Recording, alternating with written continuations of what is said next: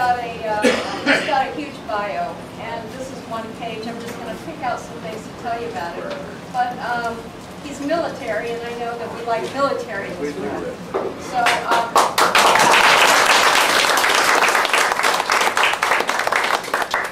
this is Colonel Michael E. McCalister. He's a PhD, retired from the Army. Okay, I'm going to just hit on a few things here. He is a professional in the trenches, experience in education, expertise in policy, strategy, global economy, industry, education, healthcare. He has a PhD in management and has completed the War College and the Harvard University programs in senior executive leadership. He is a retired full colonel with 33 years of military service in the Guard, Reserves, and active duty. I think he can tell us all the rest of it, we'd like to say. Please welcome Colonel McCalister.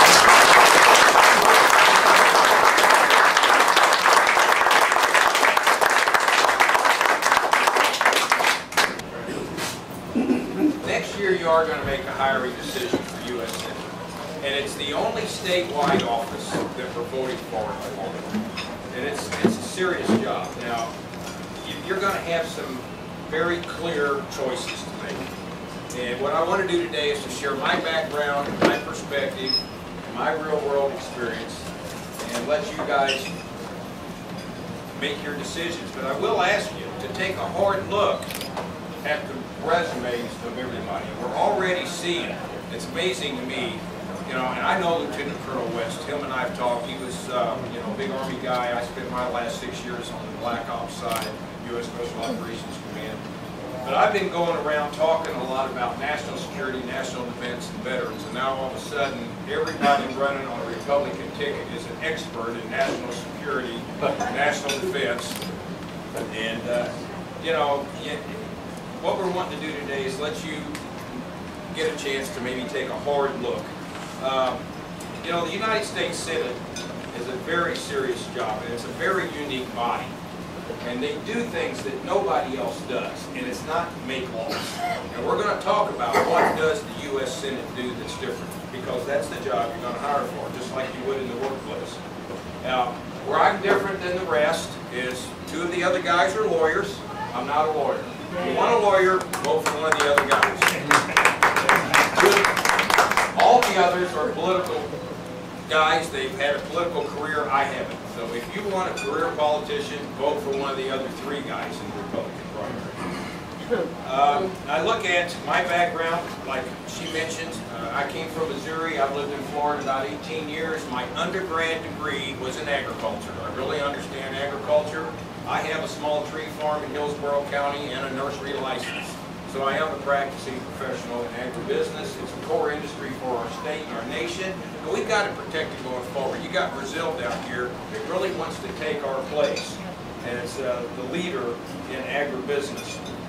After that, when I went to graduate school, like I say, some of the other guys that are running with the law school, I did the Command and General Staff College.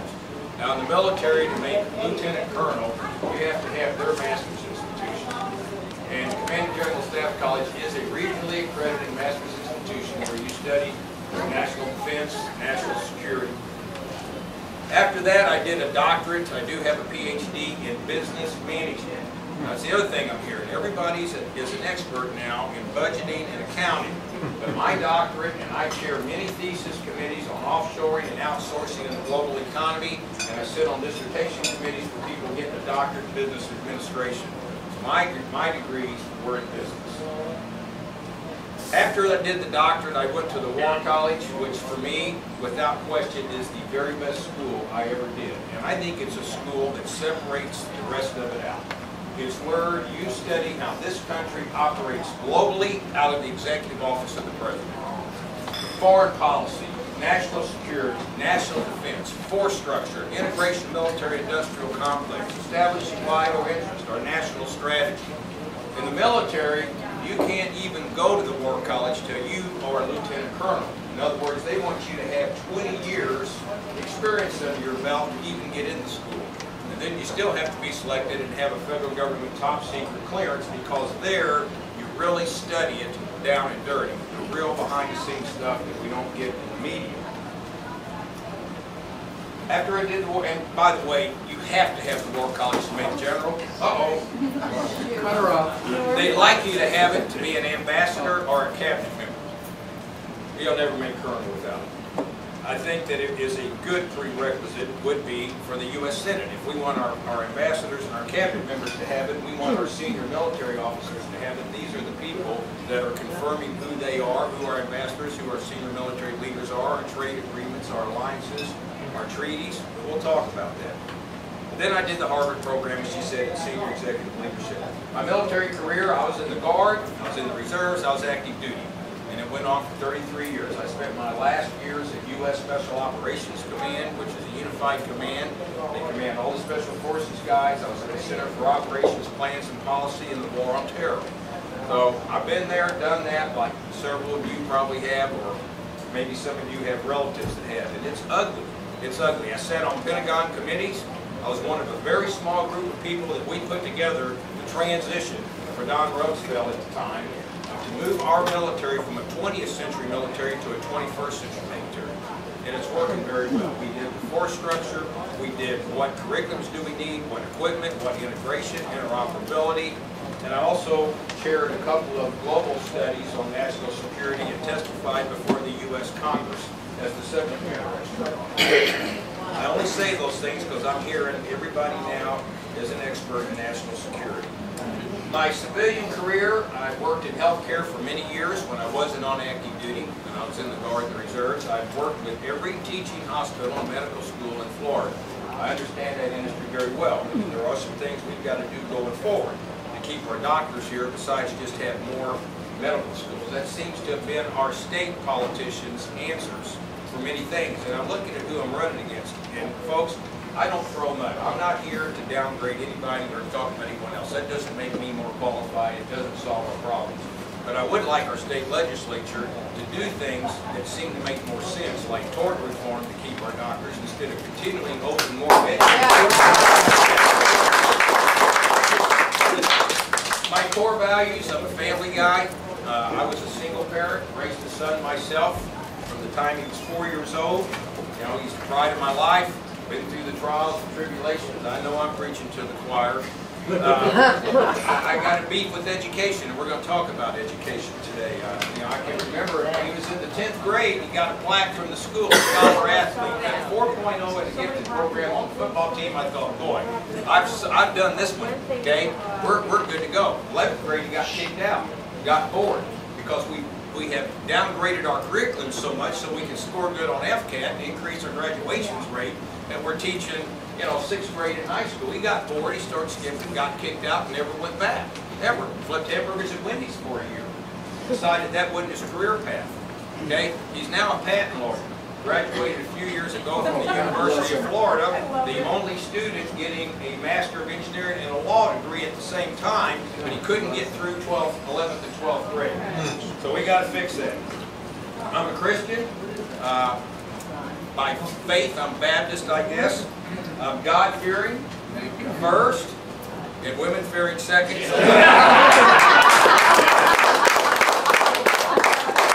I believe in personal responsibility. You know, we do have to, as individuals, fulfill our commitments to ourselves, our families, our community, and our nation. And I do believe strongly in fiscal accountability, which is something that we're not doing real well. But have you ever noticed everybody running for office? Let me just say this now. We've got a cookie-cutter template, so don't be fooled. Everybody running for office, we got to cut spending. We got to balance the budget. We got to create jobs. We got to grow the economy. We got to secure the border. No kidding. Okay? So if that's what you're voting for someone, then let me tell you, there's about 50 million people you can go vote for. Okay, we all know that. The question is, how are we really going to do it? And then we're going to go back to, again, I'm going to ask you all to put yourself in the workplace if you were a hiring authority. Everybody's going to come in and interview for a job, and you've got their resume. They have researched your company. They have researched the job. They know what you want to hear. They know what the job is, and they're going to come in and try to show you why you're the one, they're the one you should hire for the job. But at the end of the day, at the end of the day, after all the lip service, you're going to go back to the resume. Does your degree prepare you for this job? Or your license is what this job requires? And most of all, is your real world work experience what this job is about? Okay? Have you been involved in the case of the U.S. Senate yourself? Not your friends, not some organization you formed in national security. Have you ever held security clearance? If not, you are not a national security expert. Did you wear a uniform? If not, you are probably not a national defense expert. Okay? Are you trained and educated in the global economy? If not, you are probably not a global economy expert. Now, like I said, there's things I'm not, many things I'm not.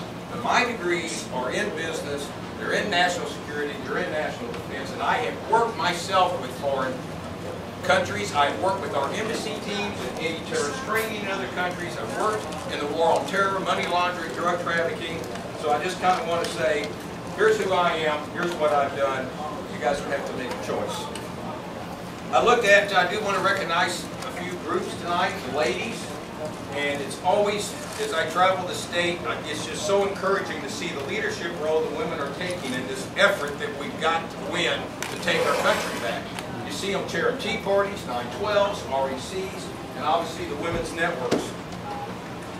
The seniors, but I don't see any today. You know that word, I used to think 35 was a senior. I guess some of us have been there. But the seniors built this country with their sweat and their blood and their toil.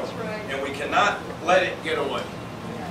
And I'm going to say again, you know, we got to hire someone for Senate. We're going to talk today seriously. What does a senator do that's totally different than a state official? Totally different. It's not a career path. Okay, this is about our children, our grandchildren, and our country. It's not about who's the party insider, who raised the most money, whose turn is it. Okay, we're going to go back to what does a U.S. Senator do, and who do you want in that job protecting this country against these global threats? I look at single parents. You know, I was a single parent, and I want to recognize all the single parents and anyone that grew up in a single parent household. And the reason is, folks, it's a staggering number. 50% of our children today are growing up in single parent households. 80% of the time, the house is managed by a woman. So it's another reason why we have got to make sure that women have equal opportunity and equal pay in the workplace. They are raising our children and our grandchildren. For me, I think we need more everyday citizens in elected office. We need the citizens that have the serious time in the trenches and the credentials for that job, not just a career path for some political person's future job. I look at, we are still the greatest nation on earth. There's no question about it. We're going to. That's what we are. If I get elected to U.S. Senate, you can believe that I will do everything I can to keep us there. And for me, I'm probably looking at one term. I would be 61 when I took office. So this is not my next political job. This is not a career path for me. I just want a chance to bring to the party everything that I've worked my life that just happens to align very well. We're even going to talk about the Senate committees tonight, because again, all the senators sit on Senate committees. So that tells us a lot right there. What expertise we need them to have when they get there. And we no longer have the luxury of time for on-the-job training that people learn it on the run. And that's why I said what I did about the War College before. You can even go there. They want you to have about 20 years real-world experience in that. And now we're going to talk to you about it, what it's really like. Guys, this is serious, serious business. I look at this military we have today. There is no question that we have the finest military on the planet. These young airmen and seamen and Marines and soldiers are outstanding. And I'm sure that all of you have friends or family that are there today. And we've got to make sure that Washington gives them everything they need so that they can win in battle. You know, Americans never need to feel second rate anywhere on this planet where they go. And sometimes you hear people say that. You know what? This country has saved the world more than once. Yeah.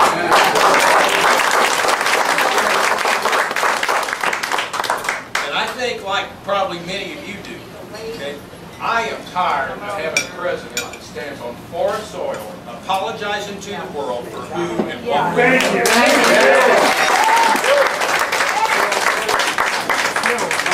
Now,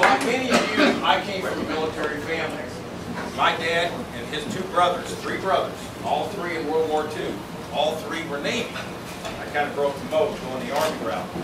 My dad reported the day after graduating from high school and went to the Mediterranean, youngest of the three. His elder brother had 3 Purple Hearts in the Pacific as a Marine. His oldest brother was killed aboard the USS South Dakota at the Battle of Guadalcanal.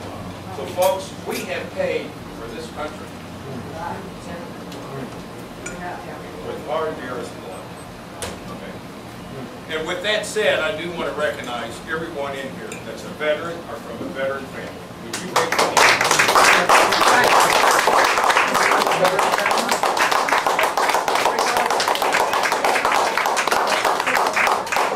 Let there be no doubt you are our nation's heroes. And I think most of us, if we need to do it, will put the uniform back on and defend this country again. Yep.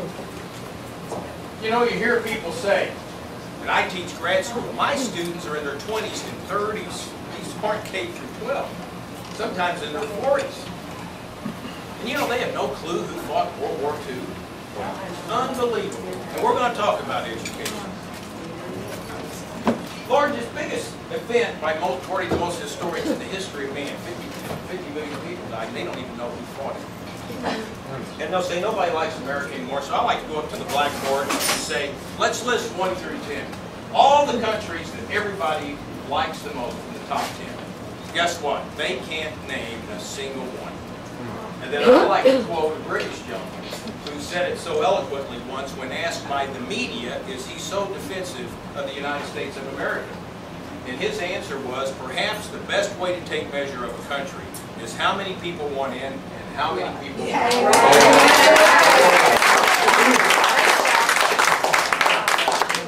And I can tell you this, any country that wants to test our will, our resolve, or our spirit, bring it on. Bring it on. You said. We're going to get our house in order. We're just now getting our second breath. And we will assume our rightful leadership role on this planet among many nations, and let there be no doubt about it.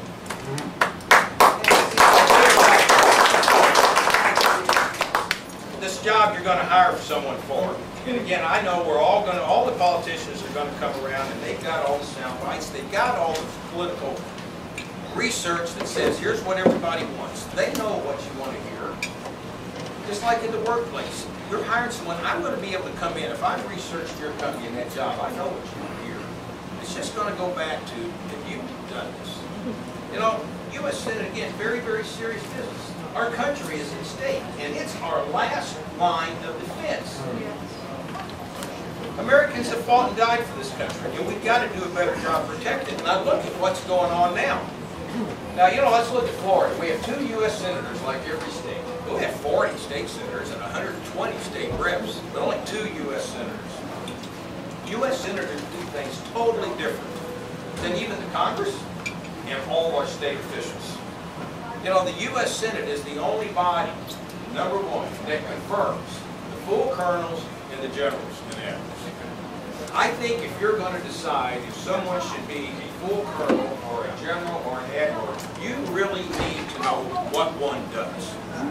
I think when we look at the U.S. Senate, they confirm the ambassadors and the senior ambassador teams. I think if you're going to decide who should be an ambassador or a senior official in the State Department, you need to have some real-world experience working with them. You need to have been in a foreign country and worked with other dignitaries and been in some embassy operations there so that you understand how the game is played there. And let me tell you, it's different than in Tallahassee. Totally different. I look at the U.S. Senate, they confirm all of our treaties. Now, you know, according to the Constitution, and I heard Judge Andrew Napolitano say this the other night, that treaties outrank the Constitution according to the Constitution.